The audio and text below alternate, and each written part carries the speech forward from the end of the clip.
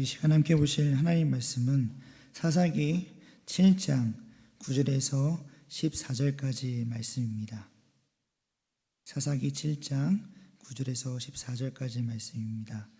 제 성경으로는 구약 372쪽 되겠습니다.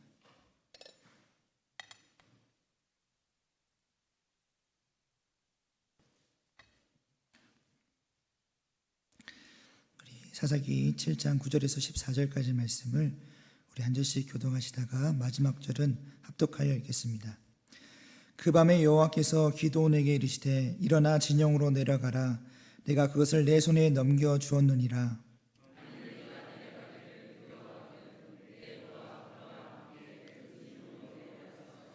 그들이 하는 말을 들으라. 그 후에 내 손이 강하여져서 그 진영으로 내려가리라 하시니 기드온이 이에 그의 부하 부라와 함께 군대가 있는 진영 근처로 내려간즉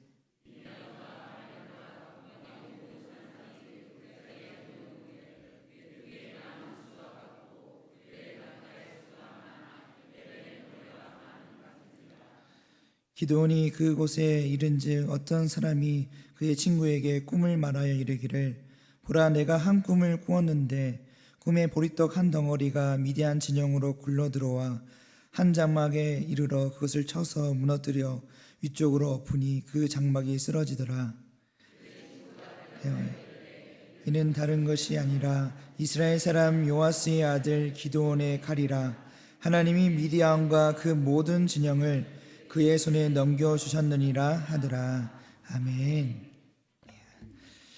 오늘 우리 사사기의 말씀은 우리가 잘 알고 있다시피 이스라엘이 하나님과의 언약을 저버리고 우상을 섬길 때마다 주변의 민족의 손에 하나님께서 넘겨주셔서 그들이 압제를 당하고 고난을 당하게 됩니다. 또 그럴 때마다 또 이스라엘 백성들이 부르짖을 때마다 하나님이 또 사사를 보내어 구원하시는 그런 반복적인 패턴을 담고 있는 것이 바로 사사기입니다.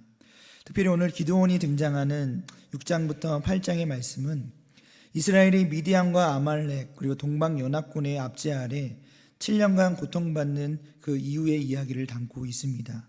기드온은 처음부터 영웅적인 인물이 아니었습니다. 천사가 찾아와 큰 용사여라고 그를 불렀을 때 그는 포도주 틀 안에 숨어 밀을 타작하고 있었습니다.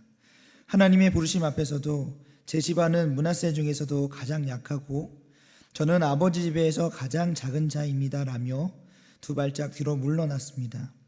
하나님께서는 그런 기드온을 또 사용하여 주셔서 또 300명으로 14만 5천 명의 대군을 물리치는 또 기적을 이루셨습니다. 오늘 본문은 7장 9절에서 14절의 말씀은 바로 그 전날 밤의 이야기를 담고 있습니다. 기드온은 하나님의 명령을 받아 혼자 그것도 적진 한가운데로 내려가야 했습니다. 이 짧은 본문 안에는 믿음이 무엇인지 그리고 하나님께서 어떻게 일하시는지 그리고 우리가 어떻게 반응해야 하는지에 대한 깊은 진리가 담겨 있습니다. 오늘 이 말씀을 통해서 세 가지 측면에서 기드온의 믿음을 함께 살펴보겠습니다. 첫 번째로는 두려움 가운데 속에서도 순종하는 믿음입니다. 오늘 9절부터 11절의 말씀을 한번 보시면 제가 한번 봉독해 드리겠습니다. 이 밤에 여호와께서 기드온에게 이르시되 일어나 내려가서 적진을 치라. 내가 그것을 내 손에 붙였느니라. 만일 내가 내려가기를 두려워하거든 내 부하 부라를 데리고 그 진으로 내려가서 그들의 하는 말을 들으라. 그 후에 내 손이 강하여져서 능히 내려가서 그 진을 치리라. 기드온이 이에 그 부하 부라를 데리고 군대가 있는 진가에 내려간즉 이라고 말씀합니다. 하나님은 300명의 용사를 선발하신 그날 밤에 기드온에게 다시 찾아오셨습니다. 그리고 명령하셨는데 명령은 단호합니다. 일어나 진영으로 내려가라. 내가 그것을 내 손에 넘겨주었다라는 명령이었습니다. 이 말은 승리는 이미 선언되었습니다. 미래의 완료형으로 하나님의 눈에는 이미 끝난 전쟁이었습니다. 그런데 하나님은 여기서 놀라운 말씀을 덧붙입니다. 만일 내가 내려가기를 두려워하거든 이 한마디는 매우 중요합니다. 하나님은 기드온의 두려움을 꾸짖거나 외면하지 않으셨습니다. 오히려 그 두려움을 전제하며 말씀하십니다. 이것은 하나님이 우리의 연약함을 정확히 아신다는 뜻이기도 합니다. 시편 103편 14절의 말씀은 이는 저가 우리의 체질을 아시며 우리가 진토임을 기억하심이로다 라고 고백합니다. 기도는 이미 3번이나 하나님 앞에 표징을 구했습니다. 이슬이 양털에만 맺히게 해달라고, 또 양털에만은 맺히지 않게 해달라고, 그리고 또 한 번 더 하나님은 그 모든 요구들을 들어주시면서도 기도원을 포기하지 않으셨습니다. 하나님의 인내는 기도원의 그 두려움보다도 더 깊습니다. 지금 이 순간에도 하나님은 두려워하는 우리에게도 내려가기를 두려워하거든 이라고 말씀하십니다. 믿음은 두려움이 사라지는 상태가 아닙니다. 오히려 두려움이 있음에도 불구하고 하나님의 말씀을 따라 한 발자국 더 내딛는 것이 바로 믿음의 모습입니다. 하나님은 두려우면 혼자 가지 말고 내 부하 브라와 함께 가라라고 기드온에게 말씀합니다. 기드온에게는 수많은 부하들이 있었습니다. 두려움을 보지 못해 집으로 돌아간 22,000명 외에도 많은 이들이 그와 함께 있었습니다. 그럼에도 하나님은 그 많은 이들 중에 브라라라는 그 이름을 특별히 지명하셨습니다. 성경은 브라가 어떤 인물인지에 대해서 자세히 기록되어 있지는 않습니다. 그러나 하나님이 그의 이름을 콕 집어서 말씀하셨다는 그 사실 자체가 브라의 됨됨이를 증언합니다. 브라는 분명 기드온이 가장 믿고 의지할 수 있는 부하였을 것입니다. 위기의 순간에 흔들리지 않고 두려워하는 기드온의 불안을 가중시키는 것이 아니라 오히려 안정시켜줄 수 있는 사람이었을 것입니다. 우리는 브라를 통해 한 가지 중요한 교훈을 얻습니다. 하나님은 드러나는 자리가 아닌 보이지 않는 자리에서 충성하는 자를 기억하신다는 사실입니다. 브라는 기드온의 부하였습니다. 역사의 전면에 서지는 못하는 자리, 아무도 알아주지 않는 자리, 또 인간적으로 보잘것없어 보이는 역할입니다. 그러나 하나님은 그 자리에서의 충성을 놓치지 않으셨습니다. 우리 예수님께서도 마태복음 25장 21절에서 이렇게 말씀하셨습니다. 잘하였도다 착하고 충성된 종아, 내가 적은 일에 충성하였음에 내가 많은 것을 내게 맡기리니 내 주인의 즐거움에 참여할지어다. 아멘. 적은 일에 충성하는 것은 결코 작은 믿음이 아닙니다. 오히려 그것이 큰 영광의 문을 여는 열쇠가 됩니다. 성도님들, 지금 맡겨진 자리가 작고 보잘것없어 보이십니까? 아무도 알아주지 않는다고 혹은 느끼고 계시진 않습니까? 그렇다면 여러분 성도님들, 하나님은 우리의 모든 부분들을 다 보고 계십니다. 그 자리에서의 충성이 언젠가 하나님이 친히 이름을 부르시는 영광으로 이어질 것입니다. 그러므로 성도님들, 지금 맡고 있는 그 자리에서 충성되이 일하시는 우리 성도님들 되시기 바랍니다. 이어서 11절은 짧지만 강력합니다. 기드온이 이에 그 부하 브라를 데리고 군대가 있는 진가에 내려간즉이라고 말씀합니다. 기드온은 결국 하나님의 말씀대로 말씀을 붙들고 내려갔습니다. 두려움이 사라져서가 아닙니다. 그는 두려움을 안고 브라를 곁에 두고 하나님의 말씀을 붙들고 내려갔습니다. 믿음의 길은 때로 한 치 앞도 보이지 않는 어둠 속으로 발을 내딛는 것과도 같습니다. 기드온이 걸어간 그 발길은 밤 길처럼 우리의 믿음도 때로는 깊은 어둠 속으로 한 걸음 나아가야 됩니다. 그러나 그 한 걸음을 하나님은 기다리고 계십니다. 왜냐하면 그 한 걸음 안에 이미 하나님의 역사가 시작되어 있기 때문입니다. 그러므로 성도님들 두려워하지 마시고 하나님의 말씀을 붙들고 한 걸음 한 걸음 내딛는 믿음의 그런 성도님들이 되시기를 바랍니다. 이제 둘째로 과정을 통해 역사하시는 하나님을 또 보게 됩니다. 본문 11절의 후반절의 말씀부터 12절 말씀을 보면 기드온이 이에 그 부하 브라를 데리고 군대가 있는 진가에 내려간즉 미디안 사람과 아말렉 사람과 동방의 모든 사람이 골짜기에 누웠는데 메뚜기의 중다음 같고 그 약대의 무수함이 해변의 모래가 쏟아옴 같은지라라고 말씀합니다. 하나님은 전능하십니다. 기드온에게 환상을 보여주거나 천사를 보내거나 음성으로 단번에 기드온아 내가 이미 이겼다 두려워하지 말고 내려가라 라고도 하실 수 있었습니다. 실제로 그분은 이미 그 말씀을 9절에도 하셨습니다. 그런데 기도는 여전히 두려워했고 하나님은 그를 적진 한복판까지 걷게 하셨습니다. 이것은 하나님이 기도원을 당혹스럽게 하시려는 것이 아닙니다. 그 과정 속에서 하나님의 깊은 의도가 있었습니다. 기도원이 직접 눈으로 보고 귀로 듣고 발로 걸어야 하는 이유가 있었습니다. 첫째로는 기도원은 적진을 직접 눈으로 봄으로써 미대한 연합군의 규모를 실제로 확인해야 했습니다. 12절의 말씀을 보면 그들의 수는 메뚜기 떼 같고 낙타가 해변의 모래처럼 많다라고 묘사합니다. 이 엄청난 규모를 미리 보게 하심으로써 하나님은 기도원으로 하여금 마음의 준비를 하게 하셨습니다. 전장에서 갑자기 그 모습을 마주쳤다면 어쩌보면 기도원은 두려워 도망쳤을 수도 있었을 것입니다. 둘째로는 기도원은 진영의 진영과 배치를 눈에 익혀야 했습니다. 어디서 어떻게 공격할 것인지 또 어느 방향으로 도주로를 막을 것인지를 파악하는 것은 전략적으로 필수였습니다. 하나님은 기도원에게 단순한 정식적 용기만이 아니라 실제적인 전술적 준비의 기회를 주신 것입니다. 셋째로는 가장 결정적으로 기도는 그 여정 끝에서 하나님이 예비하신 그 꿈의 해몽을 직접 들어야 했습니다. 그것이 누군가가 전해준 간접 정보가 아니라 기도원 자신이 적진에서 직접 들은 살아있는 하나님의 음성이었습니다. 하나님은 결과만이 아니라 그 과정을 통해서도 역사하십니다. 그 과정이 힘들고 어렵더라도 그 과정 하나하나가 이미 하나님의 역사 안에 있음을 믿고 우리가 그 가정 안에 나아가는 또 우리 모두가 되기를 바랍니다. 이제 이것은 기도원만의 이야기가 아닙니다. 성경 전체가 하나님은 과정을 통해 역사하신다는 사실을 증언하십니다. 이스라엘의 출애굽을 한번 생각해 보십시오. 하나님은 애굽에 10가지 재앙을 내리지 아니하시고도 충분히 이스라엘 백성들을 구출하실 수 있으셨습니다.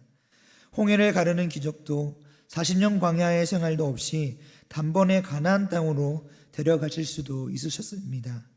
그러나 그렇게 하셨다면 이스라엘은 애굽의 신들이 호구임을 오직 여호와만이 참된 하나님임을 경험하지 못했을 것입니다. 또 아무런 영적 훈련 없이 가나안에 들어갔다면 가나안의 우상 문화를 이겨낼 힘이 없었을 것입니다. 다윗도 마찬가지였습니다. 하나님은 다윗이 사울에게 쫓겨 광야를 전진하는 그 긴 도피 생활 없이도 왕위에 앉힐 수도 있으셨습니다. 그러나 그 도피 생활이 없었다면 다윗은 시편 23편처럼 내가 사망의 음침한 골짜기로 다닐지라도 해를 두려워하지 않음은 주께서 나와 함께 하심이라라고 고백하는 왕이 될 수 없었을 것입니다. 또 요셉의 이야기도 그렇습니다. 형들에게 팔려 노예가 되고 억울하게 감옥에 갇히는 그 긴 과정이 없었다면 요셉은 애굽의 총리가 되어 기근으로부터 이스라엘을 구원하는 인물로 빚어질 수 없었을 것입니다. 하나님은 나중에 요셉의 입을 통해서 이렇게 말씀하십니다. 이제 형제들이 앞에 이제 요셉을 찾아와서 자신들의 잘못을 구했을 때 요셉이 그러지 않습니까? 당신들이 나를 이곳에 팔았으므로 근심하지 마소서, 한탄하지 마소서. 하나님의 생명을 구원하시려고 나를 당신들 앞서 보내셨나이다 라고 고백합니다. 이처럼 하나님께서는 그 모든 과정 속에서 역사하고 계신다는 것을 우리에게 성령을 통해서도 보여주고 계십니다. 이 12절의 말씀을 다시 보면 모든 사람이 골짜기에 누웠는데 라는 표현이 나옵니다.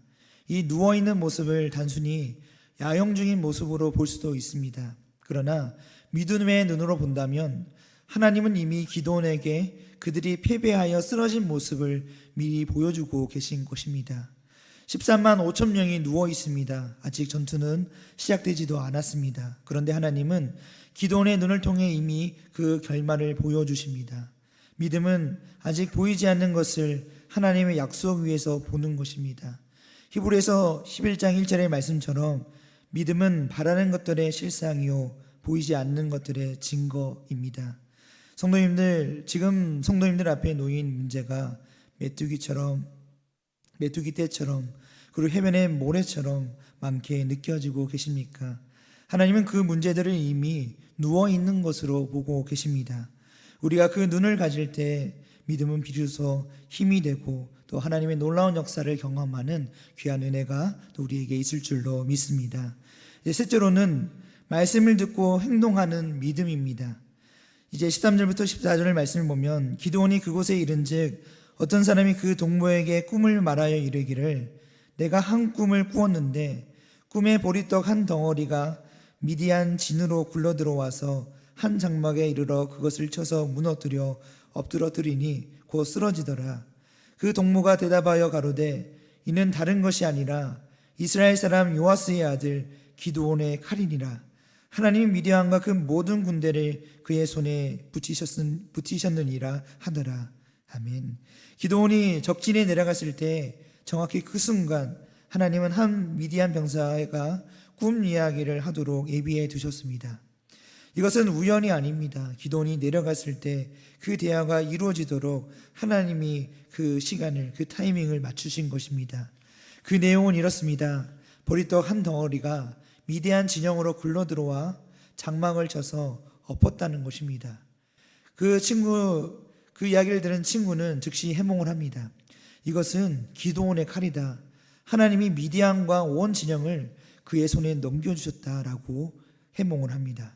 놀라운 것은 이 말이 이스라엘의 선지자의 입에서 나온 것이 아니라는 점입니다. 또 하나님의 백성에서 나온 것도 아니었다는 것입니다.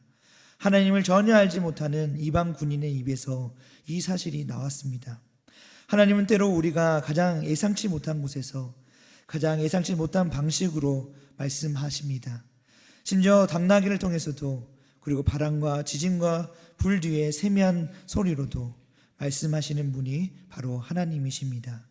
꿈에 등장한 것은 보리떡이었습니다.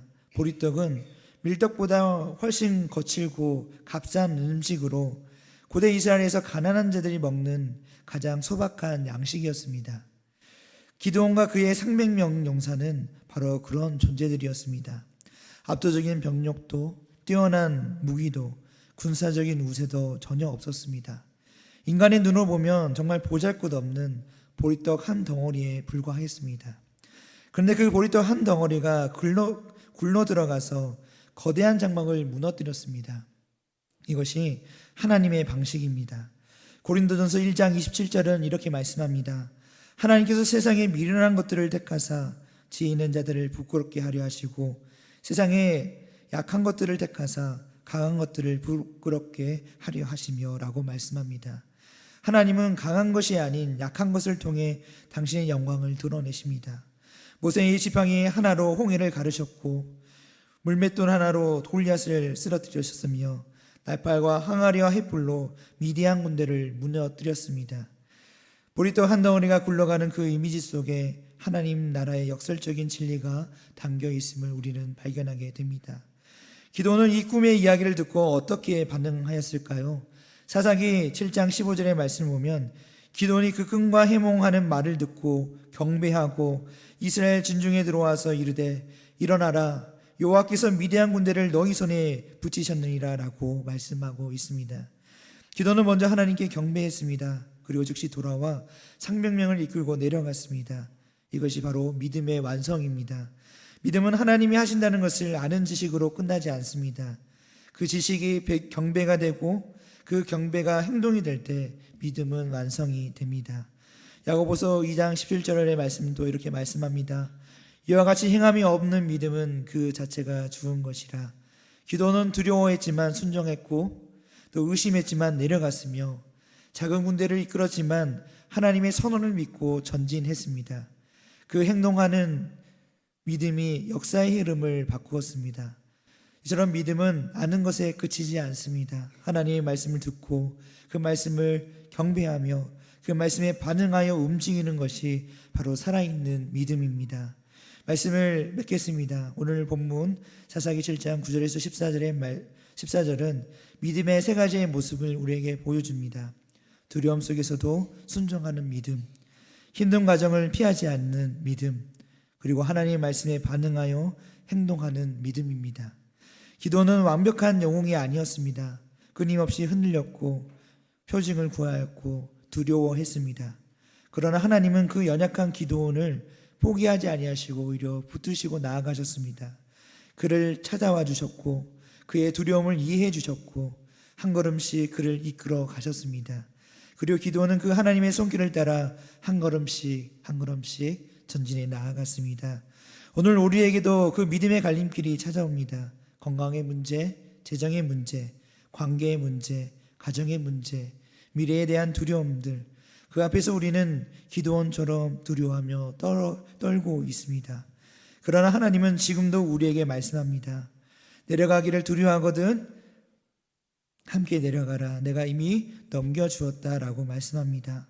그 말씀을 붙들고 두려움이 있어도 내려가는 것, 그 과정이 좀 힘들지라도 피하지 않고 밟아가는 것, 하나님의 말씀에 반응하여 행동하는 것, 이것이 오늘 기도원의 믿음이 우리에게 요청하는 바입니다. 우리의 믿음이 언제나 크고 완전할 수는 없습니다. 때로는 보리떡 한 덩어리처럼 작고 보잘것없어 보일 수 있습니다. 그러나 그 작은 믿음이라도 우리가 하나님께 드릴 때 하나님은 그것으로 거대한 장막을 무너뜨리십니다. 믿음을 갖고 살아가는 삶 속에서 하나님께서 결국 그 인생을 이끄시고 만들어 주십니다. 그것을 믿고 우리 나아가시는 우리 믿음의 성도님들이 다 되시기를 간절히 소망합니다. 우리 함께 기도드리겠습니다. 사랑과 은혜가 풍성하신 하나님 아버지 감사합니다.